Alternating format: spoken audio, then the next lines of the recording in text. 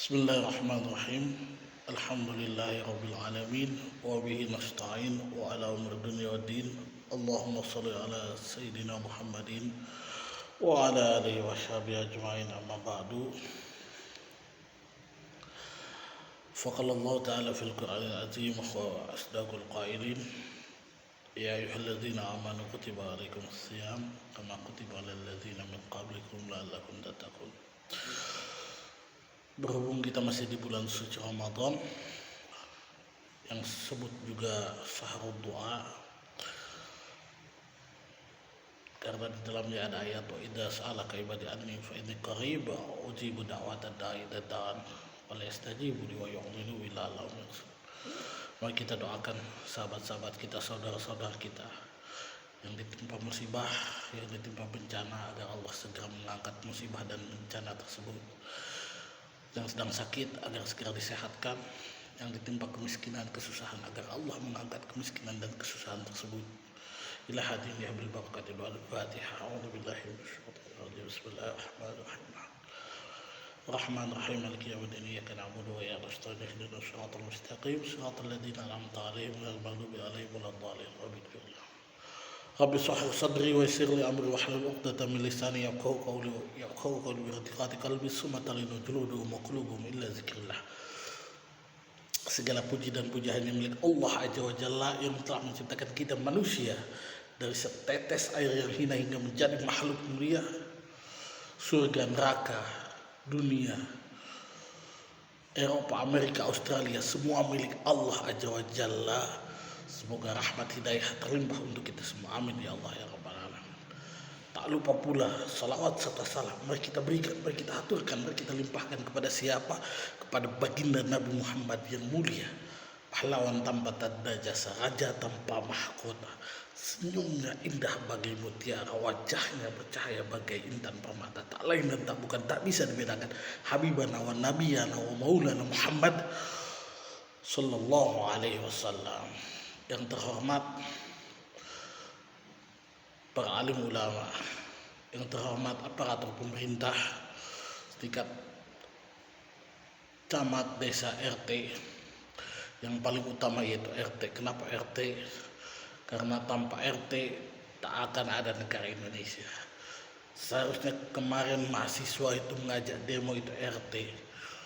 Jika RT seluruh Indonesia turun ke jalan, tidak sepakat dengan Presiden Jokowi turun, maka Presiden Jokowi harus turun. RT adalah lembaga tertinggi di negara ini.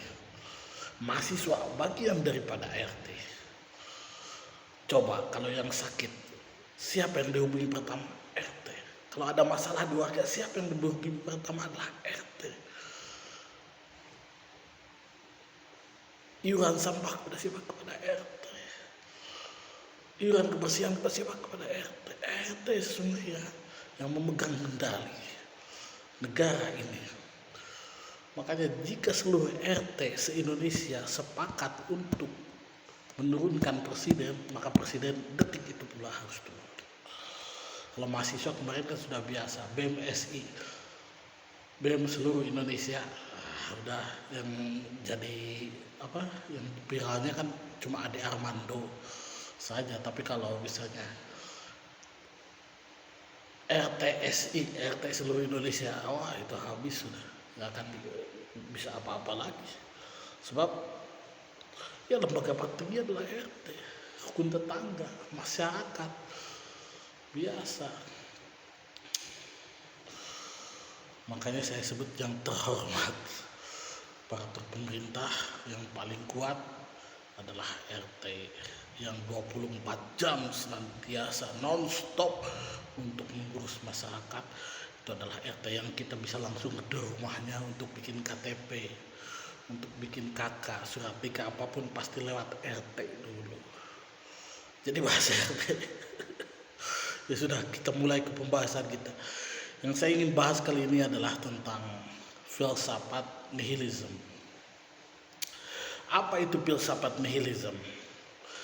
Filsafat nihilisme adalah cara berpikir, cara melihat sesuatu, cara mengamati sesuatu pada dasarnya adalah nol, nihil.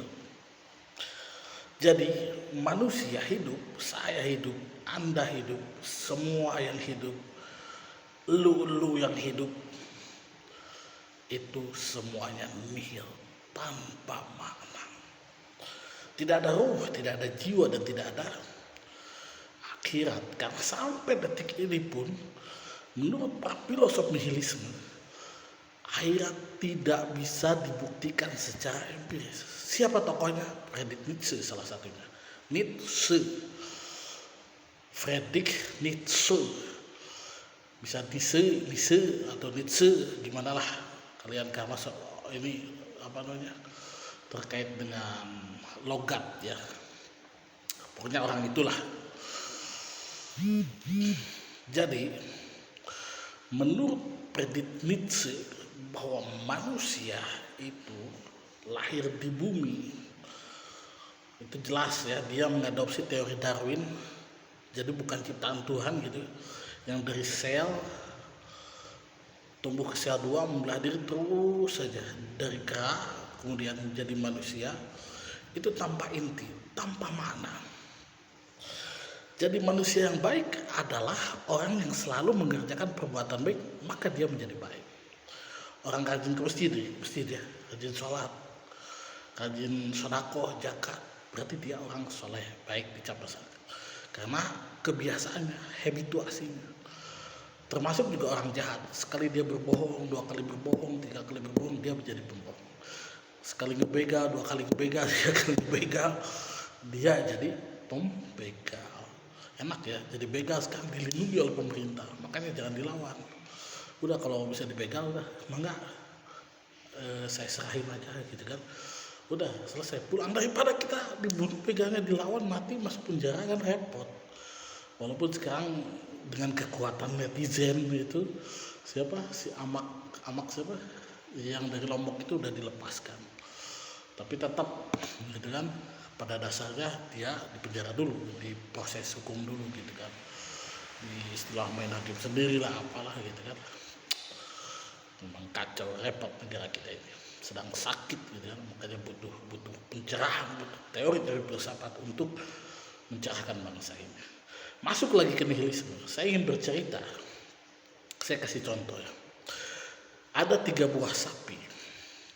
Pertama yaitu sapi perah. Sapi perah tersebut itu difasilitasi, hidupnya mewah enak, mau makan dikasih makan, mau tidur dikasih tempat tidur gitu kan, dikasih apa-apa kebutuhannya ditunjang, tetapi dia dituntut untuk selalu berproduksi, diperas susunya terus.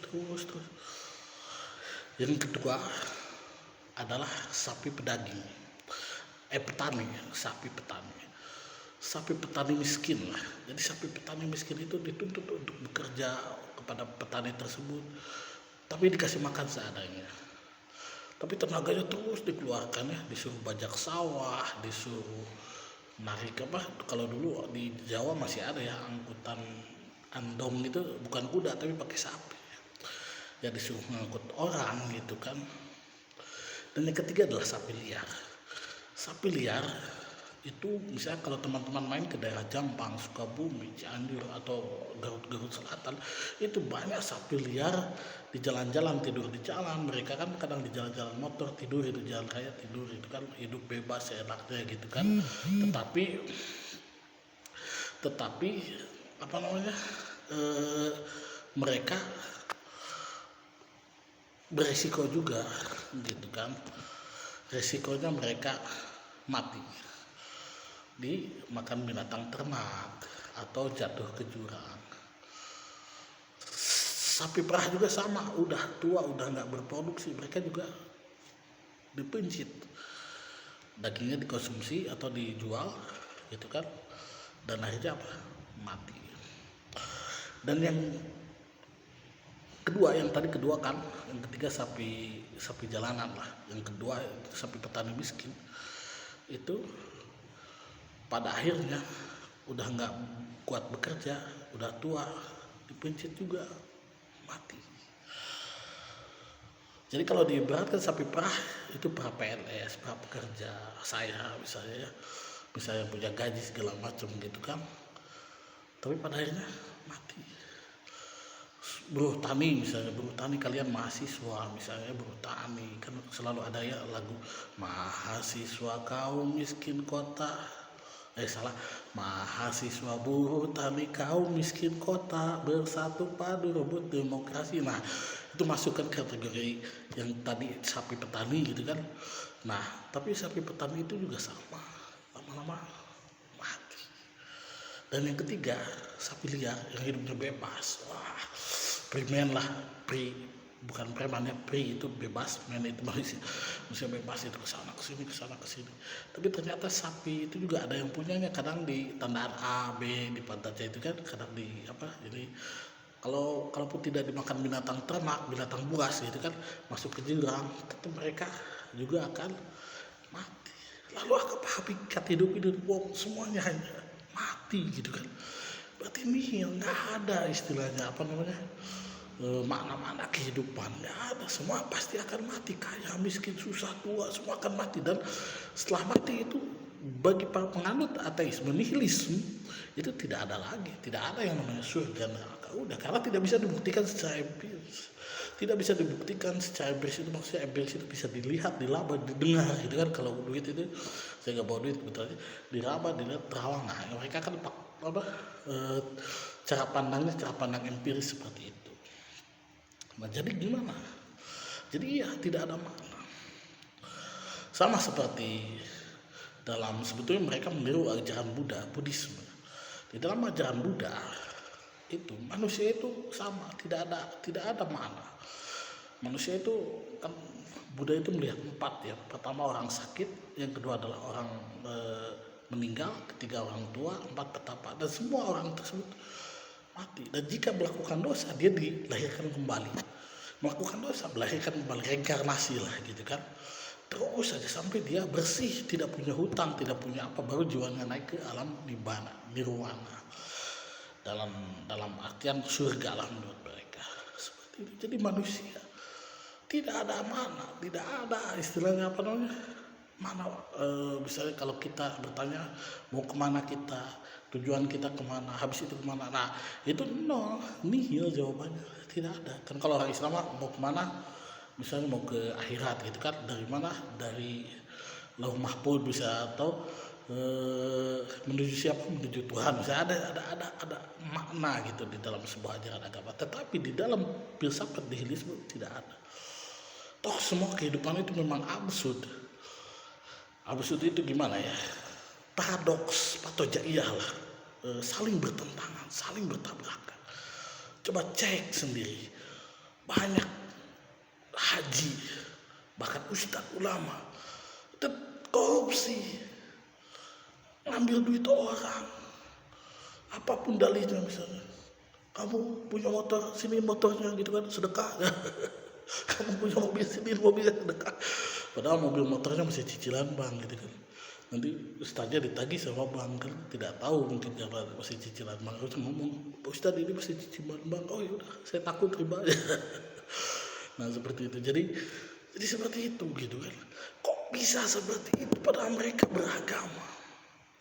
Ada juga orang yang ateis misalnya, dia tidak beragama, tidak percaya Tuhan, bahkan apa namanya, kepercayaan, tapi dia berperilaku baik. Coba kalian tengok ke daerah Kampung Naga atau ke Kampung Ciklet di Garut itu, Kampung Dukuh itu, ke sana mereka pakai begini, ada sopan santun, ada tamu diterima, dikasih makan apa adanya. Mereka sudah tidak ada keinginan untuk apapun, itu sudah tidak ada, bahkan tidak ada listrik, tidak ada HP.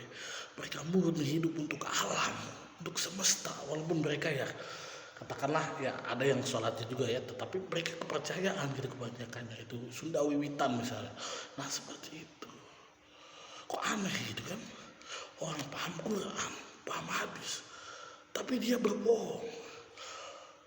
Berarti banyak paradoks hidup ini kan, gitu kan. Banyak istilahnya yang tidak nyambung gitu kan. Berarti apa makna hidup sebenarnya gitu kan. Kalau ternyata hidup cuma nihil gitu kan. Anda bayangkan aja, Anda mahasiswa suatu saat mungkin jadi pekerja atau jadi pedagang pengusaha. Nah mahasiswa aja kita hidup misalnya Senin, Selasa, Rabu, Kamis kuliah ya, atau cari duit gitu. Sabtu Minggu libur misalnya ngabisin duit. Senin, Selasa, Rabu, Kamis cari duit lagi. Sabtu libur ngabisin duit gitu kan tamasya. Senin, Selasa cari duit, ngumpulin duit untuk nikah, punya anak juga kan pasti kasih susu bayi segala macam. Punya istri juga sama misalnya, atau punya suami juga ditanggung. Jadi pokoknya Sabtu Minggu ngeluarin duit gitu aja perputaran tiap hari. Berarti tidak ada makna. Makanya salah seorang filsuf bernama Albert Camus mengungkapkan teori dengan istilahnya teori Sisyphus. Jadi ada seorang dewa yang dihukum oleh Zeus namanya Sisyphus gitu kan. Bahkan teman saya itu dipakai namanya Arya Sisyphus itu, saking ngefansnya sama si Sisyphus itu. Bukan Sisyphus ya, Sisyphus itu dihukum untuk menaiki gunung sambil membawa batu gitu kan.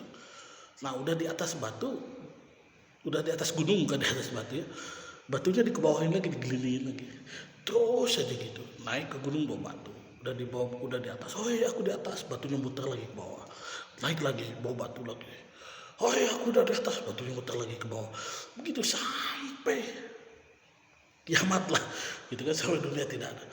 Nah hidup kita juga seperti itu, banyak kan putar bisa. Makanya Nietzsche itu kelahiran itu adalah sesuatu yang menjadikan, sama seperti ajaran Buddha. Jadi dalam ajaran Buddha bahwa hakikat hidup manusia itu duka, sengsara, atau istilahnya samsara. Karena apa? Karena dua, pertama adalah avijja, kebodohan, dan yang kedua adalah karena tanha, hawa nafsu, keinginan.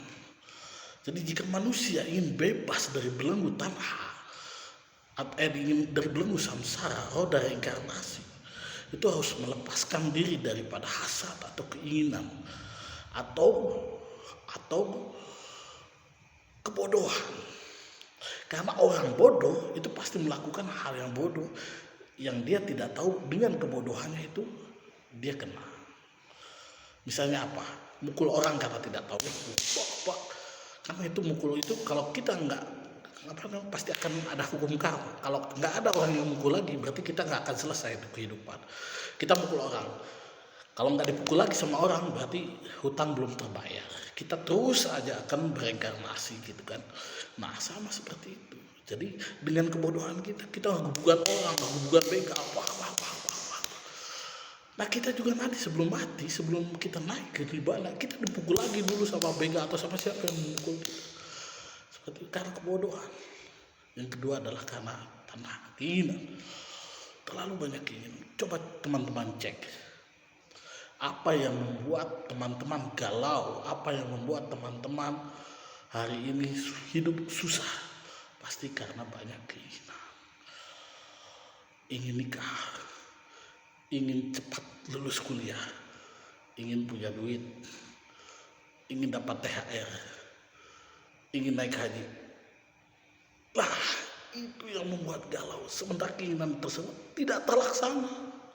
Jikalau terlaksana, kata siapa yang itu teh, Romo Mangun, bukan Romo Mangun, siapa itu lupa, muluh mungkak lah istilahnya. Ada teori muluh mungkak. Jadi keinginan terpenuhi, itu akan ada keinginan lain, dan itu yang membuat manusia hidupnya susah, sengsara, karena banyak keinginan. Makanya ada seorang murid datang ke Siddhartha Gautama, Buddha itu berkata seorang murid tersebut, wahai Buddha, aku ingin bahagia. Bagaimana jawab Siddhartha? Siddhartha kan gini terus tangannya, dia sering betapa gitu kan, wiridan lah orangnya. Nah kata Siddhartha, pertama-tama you delete, you hapus, itu namanya aku. Kenapa dihapus aku? Karena ketika berkata aku, bukuku, punyaku, mic aku, bajuku, rambutku, itu menandakan ego. Apa itu ego? mementingkan diri sendiri, ingin meraih keinginan sendiri tanpa melihat orang lain. Ego, punyaku, harga diriku, habiskan dulu kata akunya, kata Buddha. Yang kedua adalah hapuskan kata ingin. I need happiness. Hapus I, hapus need. Hapus aku, hapus kata ingin. Kenapa? Karena dengan keinginan sudah dijelaskan tadi, itu akan membawa kesengsaraan. Jadi apa yang tersisa ketika kata need dan I, ketika kata aku dan kata ingin dihapus, maka yang tersisa adalah bahagianya. Nah, seperti itu teman-teman. Terus paham tentang nihilisme. Nah, mari kita ambil sisi positif dan negatifnya. Positifnya ternyata kita itu bisa diambil hikmahnya loh, filsafat nihilisme. Hidup tidak usah diambil pusing, tidak usah diambil stres. Kenapa? Karena pada dasarnya ujung-ujungnya juga akan nihil. Dimarahin dosen, dimarahin bos, tidak punya duit,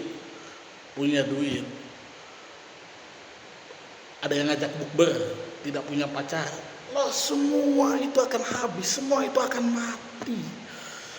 Enjoy aja, karena semuanya akan kosong. Maka teman-teman ingat perkataan Biksu Tong dalam film Sungguh Kong, ya? Hidup adalah maya, maya adalah hidup, sunyi adalah sepi, sepi adalah hidup. Jadi gitu. Ya, semua yang ada di dunia ini maya, ilusi. Yang di dunia ini maya, apalagi yang ada di apa itu deh, kalau YouTube kayak gitu, Facebook, Dumai, dunia maya.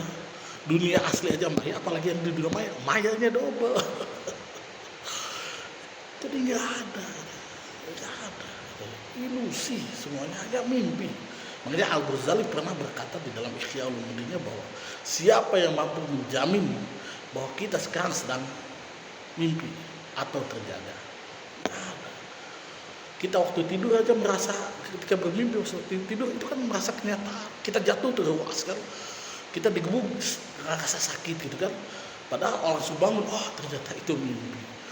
Makanya ada sufi juga yang berkata bahwa bangun tidur kita, terjaga kita itu setelah kematian, baru hidup dibangkitkan setelah kematian. Oh baru inilah hidup yang sesungguhnya. Itu kata siapa? Syekh Jenar misalnya. Atau pengikut Asbabul Wujud, bukan Asbabul Wujud, apa itu namanya, Wahdatul Wujud. Nah nanti kita bahas Wahdatul Wujud, kita bahas nihilisme itu, tapi ada saling terkait gitu antara filsafat nihilisme, Wahdatul Wujud, Buddhisme, semua terkait. Nah seperti itu. Makanya alam surga di dalam ajaran Buddha itu sudah tidak ada lagi yang namanya 72 bidadari, gunung makanan enak, kan gitu masih hasrat ya, keinginannya.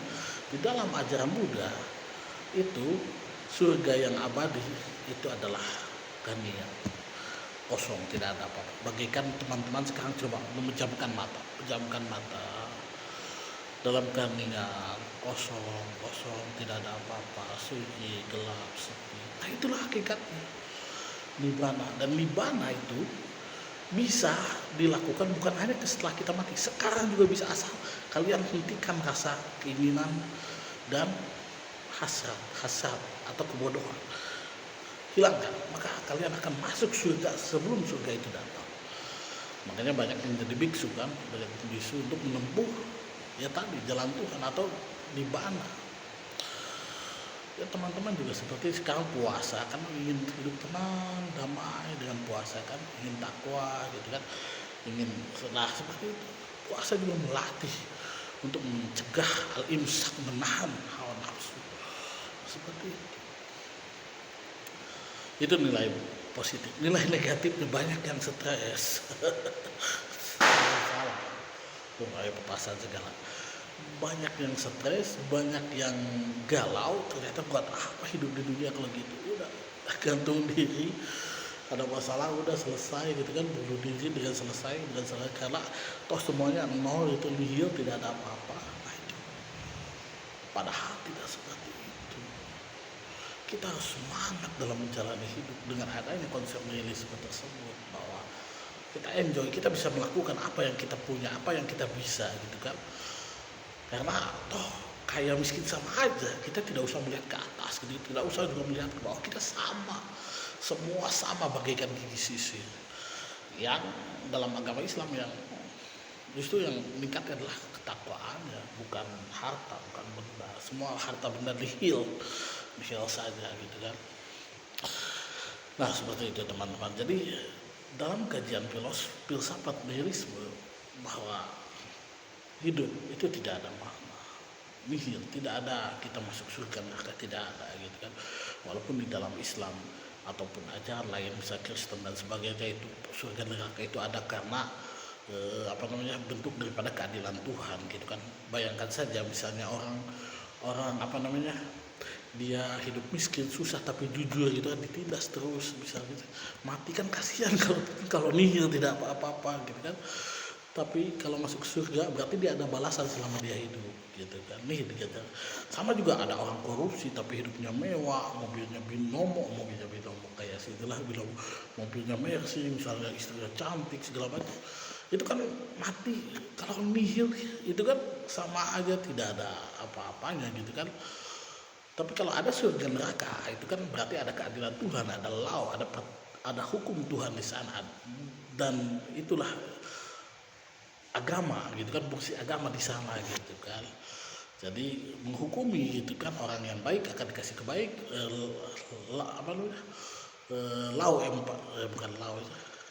reward and punishment gitu kan, kasih pahala dan juga dikasih hukuman. Nah, seperti itu. Tapi kalau filsafat itu tidak ada. Makanya misalnya kayak filosof misalnya Pascal, ataupun yang satu lagi itu yang dari Jerman itu siapa lupa lagi. Ya tidak ada ruginya sih sebetulnya beragama gitu kan. Jadi kalaupun misalnya tidak ada surga, ya tidak apa-apa gitu. Yang penting kita sudah berbuat baik, berbuat dengan sesuai kriteria kita sebagai manusia. Kalaupun ada surga neraka, ya alhamdulillah ya Allah, itu berarti berkah buat kita gitu kan, bagi orang yang beragama. Dan orang yang tidak beragama berarti mereka ya bye-bye gitu kan, tidak masuk surga, seperti itu. Jadi dalam konsep nihilisme itu bahwa ya manusia tidak bermakna, tidak ada makna, bukan tidak bermakna ya, tidak ada makna kehidupan. Jadi toh kayak benda gitu, manusia gitu kan, dan benda hidup itu silahkan gitu kan, dia memaknai dirinya sendiri gitu kan. Nah ada juga filsafat yang mengatakan memang agama Buddha seperti itu. Jadi tidak ada, jadi yang dibentuk adalah habituasi oleh habit. Seperti teman-teman ya suka sholat misalnya kan, kalau tidak sholat sekali aja merasa gimana, itu berarti terbentuk oleh habituasi, bukan ada dosa misalnya gitu kan dalam pemahaman nihilisme. Tapi karena habituasi, karena teman-teman sering sholat, makanya tidak sholat sekali aja udah galau gitu hati itu kan, sering puasa mau godin juga takut gitu kan. Nah berarti itu karena habituasi. Bagus teman-teman, habituasi dengan habituasi yang bagus gitu kan. Nah gitu kan, berbeda dengan orang-orang yang tidak dibiasakan gitu kan dengan sholat puasa. Itu pas sholat pas puasa berasa aneh gitu kan, justru aneh gitu kan, sholat puasa padahal dia Islam gitu kan. Tapi karena tidak dibiasakan, tidak dihabituasi seperti itu, dia aneh gitu kan. Nah seperti itu teman-teman. Jadi teman-teman nanti kita bahas di sesi diskusi di YouTube ini, di bawah ini diskusi aja gitu kan. Pak saya tidak setuju, Pak saya setuju, Pak ada yang ditanyakan, silahkan dibahas di kolom diskusi ini. Kita ramaikan aja gitu kan, hajarah keilmuan kita, supaya teman-teman bisa mendapatkan bekal wawasan gitu kan, untuk kehidupan selanjutnya setelah kuliah misalnya gitu kan. Kita bahas lagi gitu kan ke depannya telah filsafat nihilisme. Demikian teman-teman disampaikan. Billahi taufiq wal hidayah. Assalamualaikum warahmatullahi wabarakatuh.